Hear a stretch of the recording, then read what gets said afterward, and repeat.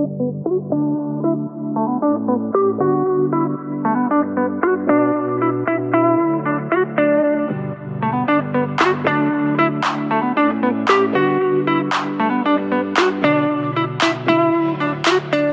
13 juillet dernier, la ferme Gilles Lapointe et fils ont été hôtes du 78e pique-nique Holstein Québec. Christiane Lévesque, accompagnée de ses fils Yannick et Francis Lapointe, de même que leurs familles respectives, ont fièrement accueilli la foule de visiteurs venus d'un peu partout au Québec. Plus de 3500 personnes se sont déplacées pour visiter les installations. Découvrez ou redécouvrez les acteurs qui se cachent derrière le préfixe « ancien » de la ferme Gilles Lapointe et fils.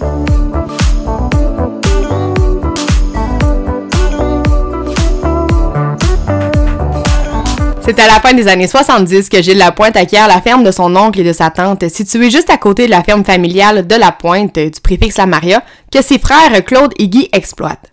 À ce moment, le troupeau d'une quarantaine de têtes produit une moyenne de 4450 kg, possède 12 kg de quota et l'entreprise compte 130 acres de terre.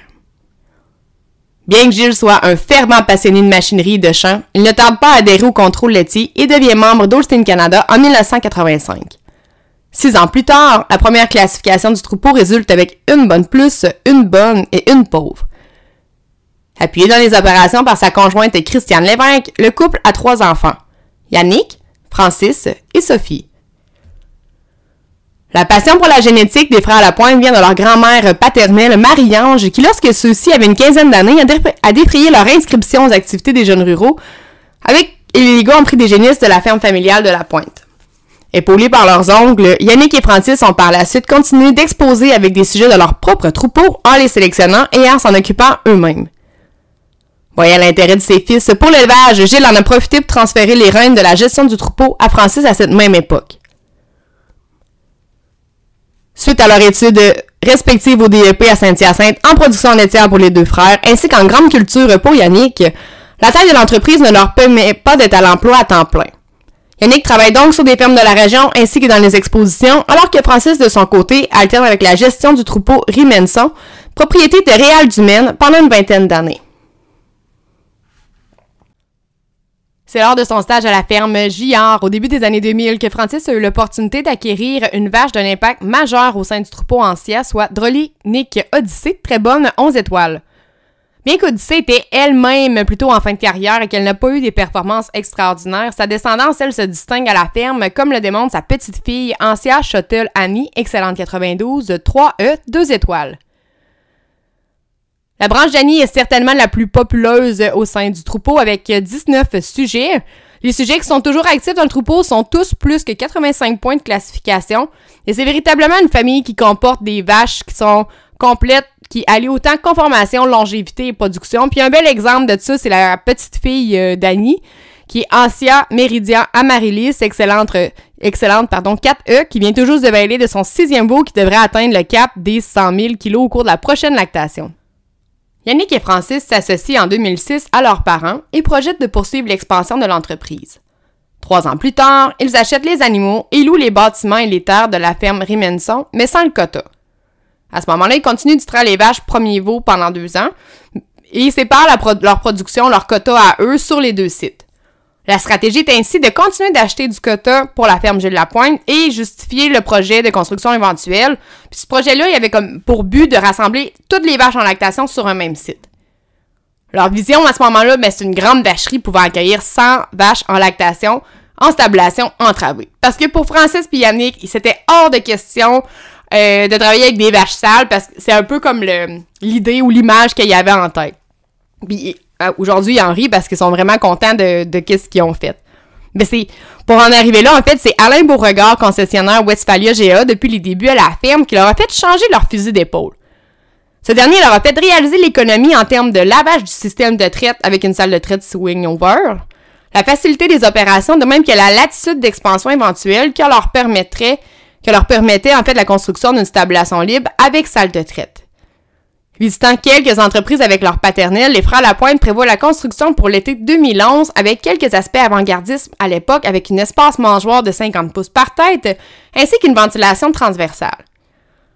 Pour ceux qui ont manqué l'opportunité de visiter l'entreprise lors du dernier pique-nique Holstein, Je vais essayer de vous le décrire un peu comment c'est fait pour que vous puissiez l'imaginer, mais ça fonctionne, c'est que c'est 4 parcs contenant chacun une rangée de logettes et ayant une allée d'alimentation commune. Alors, c'est 2 rangées pour une allée d'alimentation. Alors, en tout, il y a 4 rangées de logettes et 2 allées d'alimentation. Puis la manière que c'est construit, ben ça laisse la latitude de poursuivre l'agrandissement des installations si un jour les gars veulent prendre de l'expansion. Au moment des projets de construction, des plans, ben les gars étaient loin de se douter que plusieurs embûches allaient se présenter sur leur route, autant avant le début des travaux avec les démarches pour le financement et les divers permis autorisations que pendant la construction. Entre-temps, Gilles apprend qu'il est atteint d'un cancer. Au travers des traitements de chimiothérapie, il poursuit son implication dans les travaux au champ et agit comme mentor auprès de ses fils avec qui il travaille l'élaboration des nouveaux bâtiments. Malheureusement, en mars 2011, Gilles s'éteint à l'âge de 55 ans au sud de sa maladie. Avant de partir, il prend soin de transmettre à ses fils son désir qu'ils poursuivent l'aventure sans lui. Suivant les recommandations de leurs conseillers, Yannick et Francis, entourés des leurs, relèvent leurs manches et débutent les travaux en juin 2011 avec la démolition des anciens bâtiments centenaires.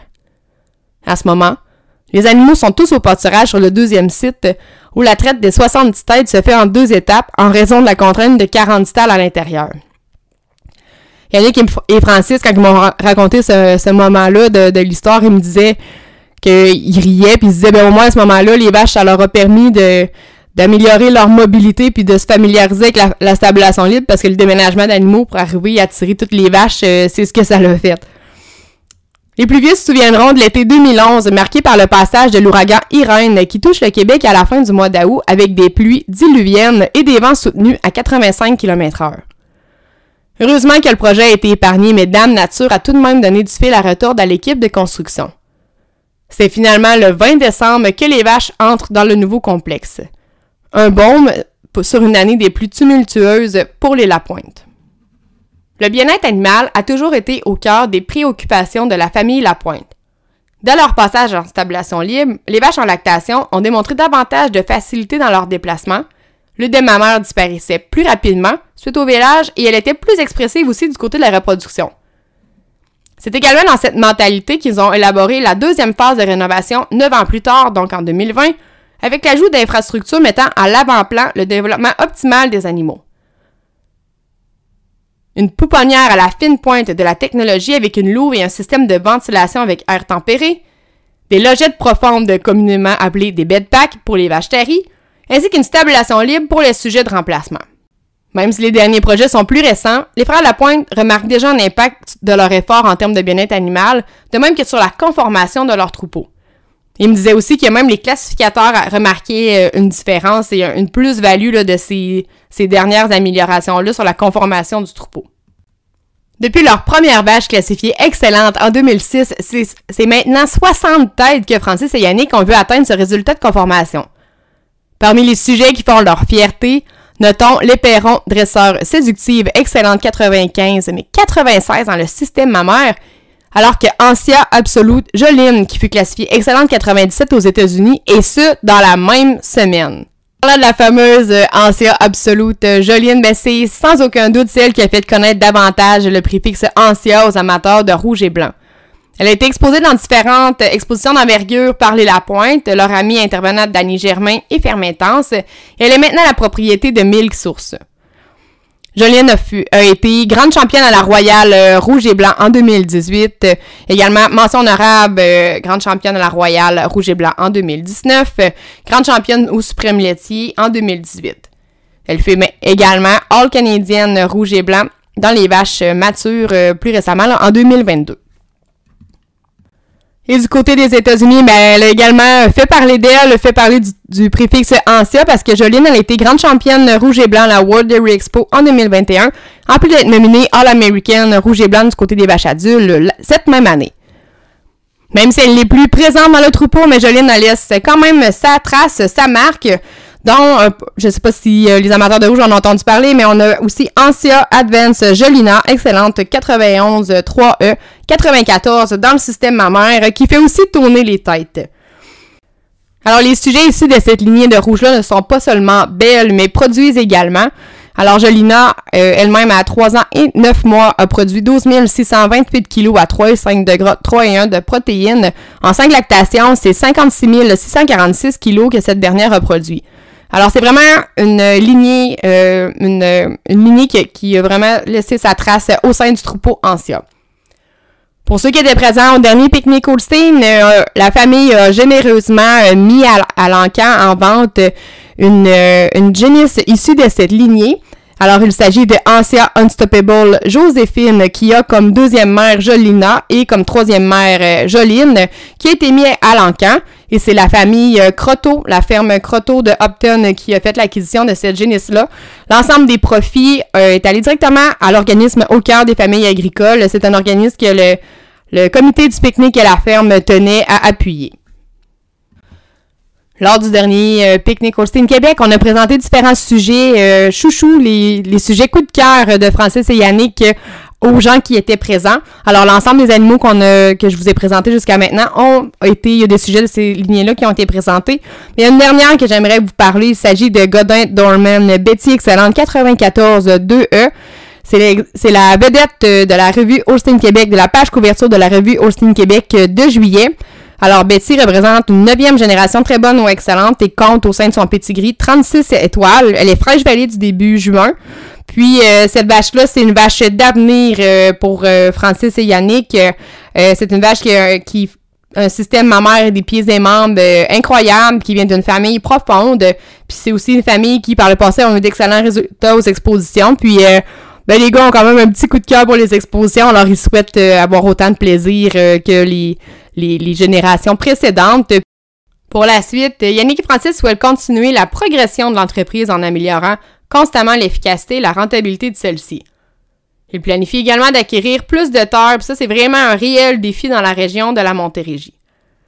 Aussi, s'ils ont des jeunes intéressés, ils souhaitent intégrer la relève pour assurer la pérennité, mais pour l'instant, les enfants sont d'âge primaire et secondaire, alors ils ont encore un petit bout de temps pour voir l'évolution de leur intérêt. Puis dans un avenir approché, les frères Lapointe visent l'obtention de leur tout premier titre de maître éleveur. En un peu moins de 50 ans d'existence, la ferme Gilles Lapointe et Fils a certainement connu une croissance hors du commun et ce n'est pas sans un travail acharné. Francis me disait lors de l'entrevue, « On part de rien, alors on s'est souvent fait refuser nos projets. On a dû mettre les bouchées doubles pour faire nos preuves et convaincre les intervenants. On s'est entouré de gens qui partageaient notre vision, qui croyaient en nous et on s'est investi dans l'entreprise. Quel bel exemple de détermination et de persévérance. » Pour ma part, gageons que le patriarche est assurément fier du dévouement et de la passion des siens qui font ce qu'est aujourd'hui la ferme Gilles Lapointe et Fils.